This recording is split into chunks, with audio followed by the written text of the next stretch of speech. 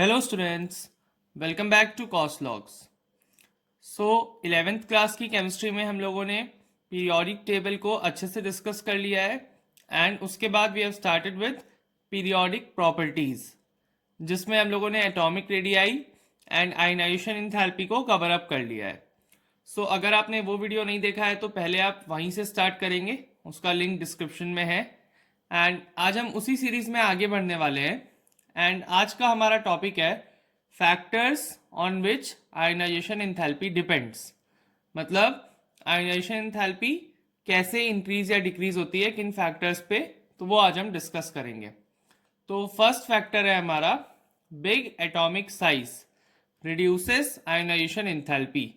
मतलब अगर एक एटम का साइज बड़ा रहेगा तो उस केस में जो आउटर मोस्ट इलेक्ट्रॉन है वो न्यूक्लियस से काफ़ी दूर हो जाएगा एंड ऐसे केस में न्यूक्लियस का इतने बाहर वाले इलेक्ट्रॉन पे वॉच रख पाना या न्यूक्लियस अपना जो फोर्स लगाता है उस पर न्यूक्लियर फोर्स, वो उतना ज़्यादा इफेक्टिव नहीं रहेगा या न्यूक्लियस उस पर उतना वॉच नहीं रख पाएगा। सो ऐसे में क्या होता है, जो इलेक्ट्रॉन है बाहर वाला वो आसानी से रिमूव किया जा सकता है, मतलब कम एनर्जी दे करके ही रिमूव किया जा सकता है। So that's why we say big atomic size reduces ionization enthalpy.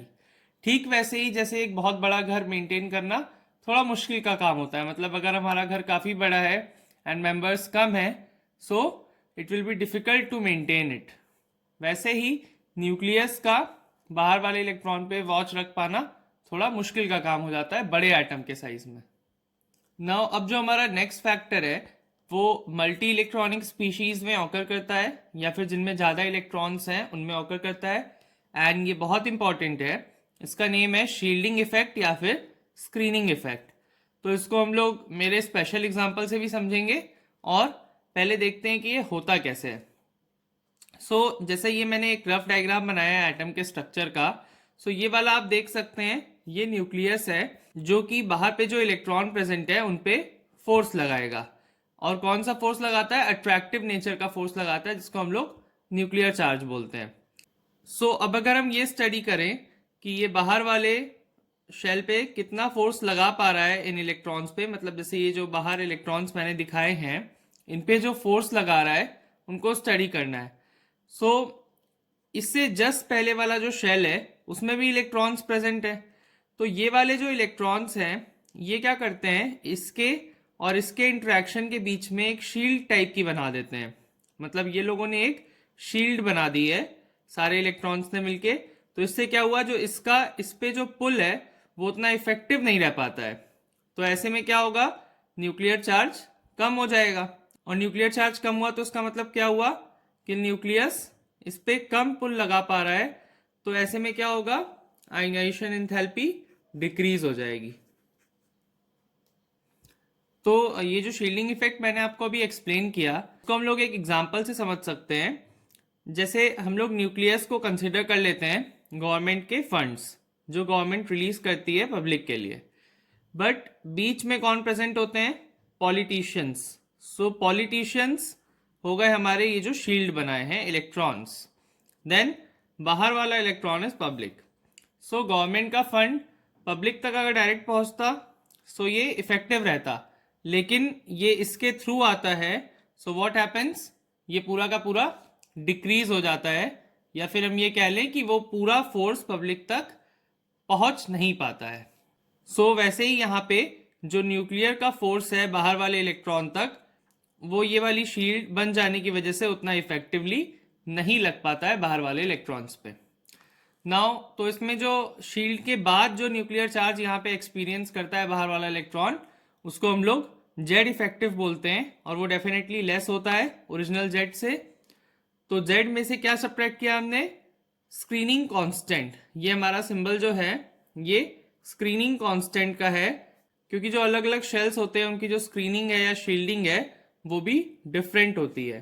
तो इसमें हम देख सकते हैं इसका ऑर्डर रहता है एस पी डी एफ। मतलब ये जो डी और एफ शेल्स होते हैं ये पुअर होते हैं स्क्रीनिंग में compare to s and P.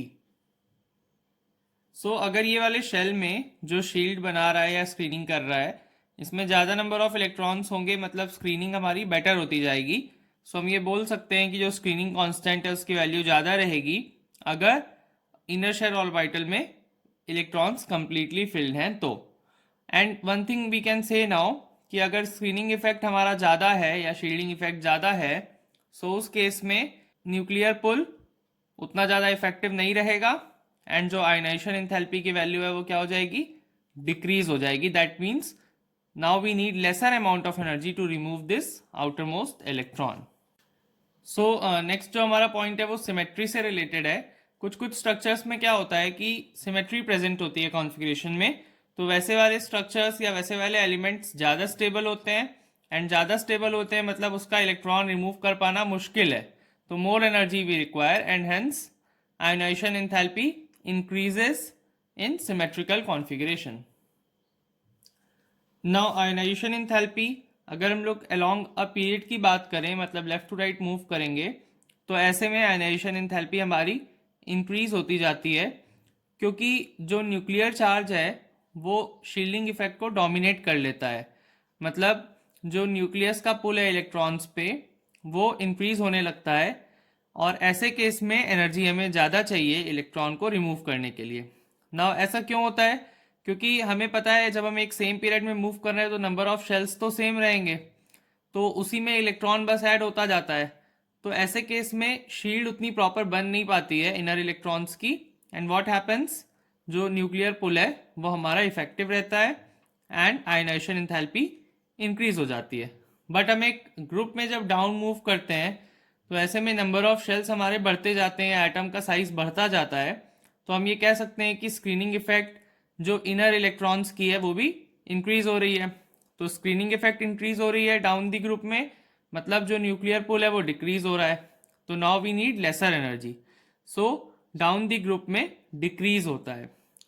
ना उसके बाद जो इंपॉर्टेंट प्रॉपर्टी हमारी आती है वो है इलेक्ट्रॉन गेन एंथैल्पी एंड उसका वीडियो हमारे चैनल पे पहले से ही प्रेजेंट है, उसका भी लिंक मैं डिस्क्रिप्शन में दे रहा हूँ, वो भी जरूर देखें, बहुत इंपॉर्टेंट प्रॉपर्टी है। Now our next periodic property is very important, that is electronegativity. Now electronegativity is basically tendency to attract the shared pair of electron towards itself. दो एटम्स जब पार्टिसिपेट करते हैं कोवेलेंट बॉन्डिंग में तो they share pair of electrons, but ऐसे में कोई एक एटम के पास ज़्यादा टेंडेंसी होती है इलेक्ट्रॉन को अपनी तरफ अट्रैक्ट करने की, तो वहाँ पे पोलैरिटी भी ऑकर होती है जो हम लोग बाद में डिस्कस करेंगे। एंड इलेक्ट्रोनेगेटिविटी है क्या, its tendency to attract shared pair of electron towards itself after bonding. ना इसको एक एग्जांपल से समझ लेते हैं हम लोग। Suppose a chocolate is being divided between two brothers, okay, so हमने चॉकलेट को इक्वली डिवाइड किया, बट डिवाइड होने के बाद क्या हुआ, younger brother cries and kind of finishes early, मतलब उसने अपना रो धो के या जल्दी ख़त्म करके ये बोला कि मेरी चॉकलेट ख़त्म हो गई।